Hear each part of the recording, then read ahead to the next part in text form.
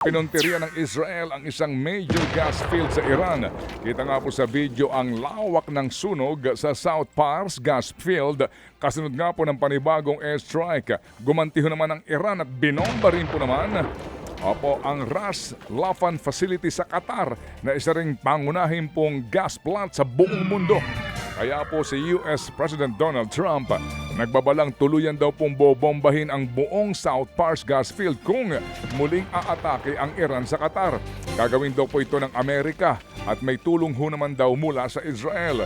Samantala po naman may na-detect daw ho namang drone sa military base sa Washington sa Amerika. Hindi pa malinaw kung saan ito galing. Una nga pong lumutang na posibleng atakihin ng Iran ang California bilang gante sa Amerika. Sa iba pang mga balita, idinaan po sa tigil pasada at protesta ng grupong Piston kahapon ang patuloy na pagsipa ng presyong krudo.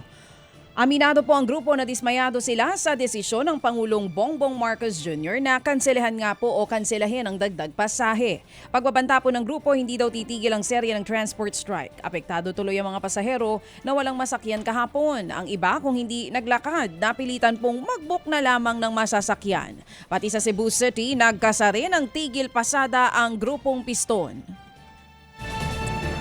Samantala, maglalabas po naman daw ng 21 billion pesos ang pamahalaan para paigtingin ang mga proyektong pang-infrastruktura.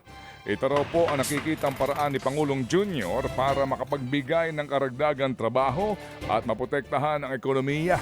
Bunsod ito sa pinangangambahang nga pong epekto ng giyera sa gitnang silangan sa ekonomiya ng Pilipinas. Umuwi naman pong bigo ang maraming tricycle driver na gumarahi po para pumila sa ayuda. Diyan po yan sa Batasan Hills sa Quezon City. Kabilang sa mga dumagsa sa payout center kahapon, ang mga nauna nang nagreklamong wala nga sa listahan. Ang problema, wala pa rin na pala ang marami sa kanila sa ikalawang pagkakataon. Paliwanag po ng Quezon City LGU, lampas 7,000 ang naisumiti nilang pangalan ng tricycle driver sa DSWD na pinahabol matapos hindi makita sa master list. Pero halos 3,000 dito ang nadiskubre namang duplication o doble sa iba pang listahan. Pinanghahawakan naman ng mga tsuper ang pangako ng DSWD noong Martes na may poproseso ang mga pangako o ang mga hindi naibigay na ayuda sa tricycle driver. Ine-extend po ng ahensya ang pamamahagi ng ayuda hanggang ngayong araw kahit pa holiday. Pumalag po naman ang mga complainants na naghain ng reklamo laban sa pahayag po ng kampo ni Vice President Sara Duterte.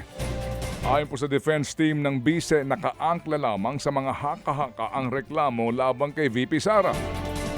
Pero giit po ng kampo ng mga complainants, sapat daw po ang inilakip nilang mga datos para patunayan ang kanilang mga aligasyon.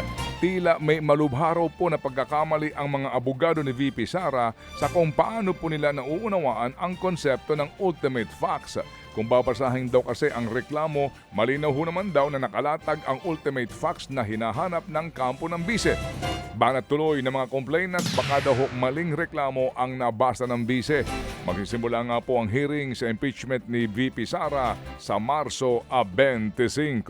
Mga kapatid, para sa iba pang mga balita at impormasyon, sundan niyo po kami sa X, Instagram, Facebook at syempre sa TikTok, True Network PH. Mag-subscribe din po kayo sa aming YouTube channel, True Network. May website din po tayo, truenetwork.ph. At pwede nyo rin po kaming mapanood sa Channel 19 ng aming True FM TV. Lagi pa rin makinig sa radyo dito po sa 105.9 True FM dahil ito, laging true sa'yo, kapatid. Dito tayo sa